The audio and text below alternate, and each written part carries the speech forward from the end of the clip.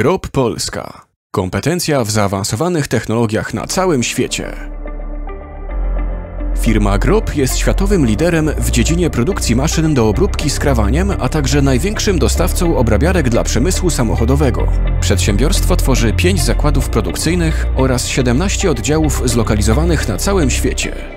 Jesteśmy jednym z nich tutaj w Polsce od 2013 roku, który specjalizuje się w obrabiarkach. Jesteśmy największym dostawcą maszyn dla przemysłu samochodowego, to jest 70% naszego biznesu. Grob Polska zajmuje się również wdrożeniami systemów produkcyjnych w branży elektromobilności. Czyli systemy do montowania silników, systemy do produkcji silników i systemy do produkcji i montażu baterii. Grob Polska składa się z działu administracji i marketingu, działu technologii oraz działu serwisu. Jestem odpowiedzialny za dział technologiczny w Polsce.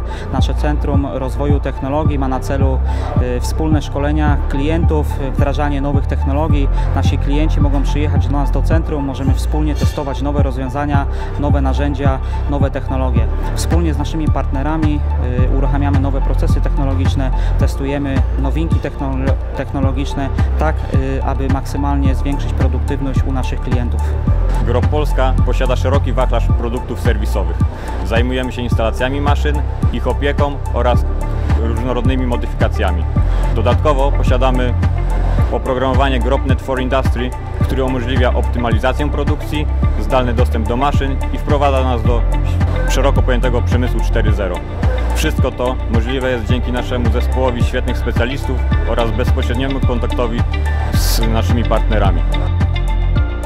Jako światowy lider Grob stawia na nowe technologie oraz współpracę z innymi wiodącymi firmami na rynku. Dobrym tego przykładem jest wydarzenie Open House, gdzie zaprezentowano najnowsze trendy w branży obróbki skrawaniem. Znajdujemy się w siedzibie firmy Grob, z którą organizujemy sympozjum poświęcone tematyce obróbki skrawaniem. Jest to doskonała okazja do spotkania się z klientami oraz wymianą doświadczeń. Razem z Grobem prowadzimy w tym momencie sympozjum odnośnie obróbki skrawaniem. Znamy się już dosyć długo, mamy dużo licznych wdrożeń. To, co zrobiliśmy z Grobem tutaj podczas tego seminarium, to pokaz obróbki dość skomplikowanych, nowych elementów.